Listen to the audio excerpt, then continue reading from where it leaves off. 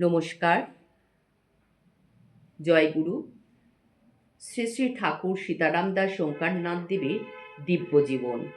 আগের দিন যা পড়েছি আজ তার পরবর্তী অংশ পড়বার চেষ্টা করছি। জয়গুরু। কলের কর্কশ বাঁশির শব্দে যখন যুবকের চমক ভাঙিল, তখন রাত্রি প্রায় শেষ হইয়া আসিয়াছে। ঠিক যেন একটি স্বপ্ন, কিন্তু স্বপ্ন নয়, সত্য। বিস্মৃতির অতল হইতে কি কোনো স্মৃতি জাগিয়া উঠিতেছে?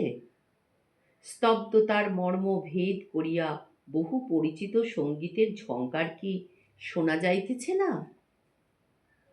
সেই দিন অপরাহ্নে অধ্যাপক মহাশয়ের অনুমতি লইয়া যুবক ছুটিল দিকসুই, তাহার দীক্ষাগুরুর নিকট।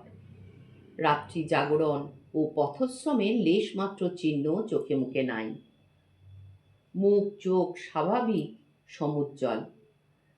রাত্রিতে গুরুদেবের চরণ প্রান্তে বসিয়া গুরুদেবের পদসেবা করিতে করিতে যুবক ধীরে ধীরে গত রাত্রির অভিজ্ঞতা বর্ণনা করিতেছে। সঙ্গে সঙ্গেই আবার সেই অপূর্ব অনুভূতি লাভ ও অলৌকিক দর্শন। গুরুদেব প্রত্যক্ষ করিলেন তাহার শিষ্যের ভাবান্তর, আর শিষ্য অনুভব করিল সেই মূর্তির পঞ্চমুখে পূর্ব রাত্রির মতো ইষ্টমন্ত্র নিনাদিত হইতেছে, ডমরু বাজিতেছে, সেই নাদ ও জ্যোতি খেলা চলিতেছে। অপার্থিব আনন্দের আবেগে রোমাঞ্চিত তনু এই তরুণ সাধকের চোখে মুখে যে সার্থকতার দীপ্তি ও ভবিষ্যৎ সম্ভাবনার ইঙ্গিত স্পষ্ট হইয়া উঠিয়াছিল, তাহা প্রত্যক্ষ করিয়া কেহ ভুল বুঝিতে পারে না। গুরুদেব উৎসাহ দিলেন, ঠিক চলছে, চালাও। যুবক পুনরায় চুচড়ায় ফিরিয়া আসিয়া পড়াশোনায় মন দিতে চেষ্টা করিল, কিন্তু বৃথা চেষ্টা। সর্বদা একটা ভাবের আবেশ, সর্বদা একটা বাহ্য জ্ঞান হারা অবস্থা। অলৌকিক কোনো বিষয়ে যেন মন স্থির হয় না। লৌকিক কোনো বিষয়ে যেন মন স্থির হয় না। টোলে সকলেই বলা বলি করিতে লাগিল, শেষে পাগল হইল। অধ্যাপক মহাশয়ও বলিলেন, মাথাটা কেমন গোলমাল হয়ে গিয়েছে। ডুমুরদহের পরিচিত অপরিচিত সকলেই বলা বলি করে, তাই তো ডাক্তারবাবুর ছেলেটি পাগল হইয়া গেল। নিত্য নতুন সুরে নিত্য নতুন গানের দু একটি করিয়া পদ কণ্ঠে আসে। সময় নাই অসময় নাই, সর্বদাই এই স্বরচিত আলাপ চলে। ভিতরে কি যেন এক পুঞ্জীভূত প্রেরণা ও আবেগ এই অবিশ্রাম সঙ্গীত ধারার মধ্যে দিয়া প্রকাশ লাভ করিতে চায়।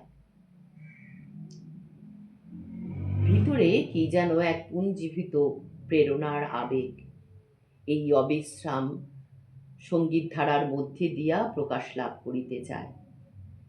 স্নান আহারের সময় বহিয়া যায়, কোনো দিন কোনো দিকে কোনো লক্ষ্য নাই।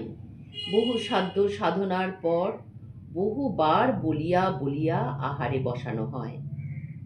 যুবকের নিজের মাঝে মাঝে সন্দেহ জাগে, মাথাটা তবে কি খারাপ হইল? আবার যুবক উচ্চ কণ্ঠে গাহিয়া ওঠে, ভবে পাগল নয় কেরে। দিকসুই টোলে সরস্বতী পুজো। বিশ্বনাথ চতুষ্পাঠীতে অধ্যয়ন করিলেও পূজার পূর্বদিন যুবক দিকসুই উপস্থিত হইল। গুরুদেব কার্যবশত স্থানান্তরে গমন করায় টোলের সরস্বতী পূজা যুবককেই করিতে হইবে। পূজার দিন সকালবেলায় পূজার ঘরের আসনে বসিয়া যুবক নিবিষ্ট চিত্তে জপ করিতেছে।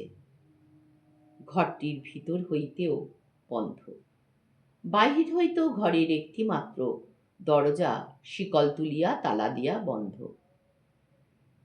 অভিপ্রায় ছিল পূজা ও জপের কোনো ব্যাঘাত না হয়। হঠাৎ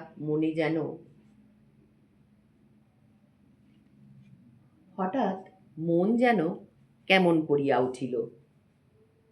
কেবল স্মৃতি নয়, যুবকের সম্মুখে একটি সাধক মূর্তি আবির্ভাব হইল। এই তাহার পূর্বজন্মের চিত্র।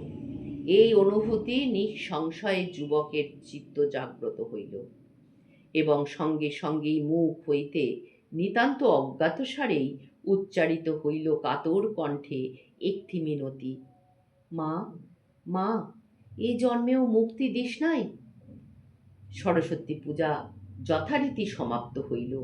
রাত্রিতে গুরুদেব বাড়ি ফিরিলেন। যুবক সমস্ত ঘটনা বিবৃত করিয়া বলিল, আমার মাথাটা কি সত্যই খারাপ হয়েছে? সত্য কি আমি পাগল হয়েছি? কে বলেছে? কেন তুমি এ কথা বলছো?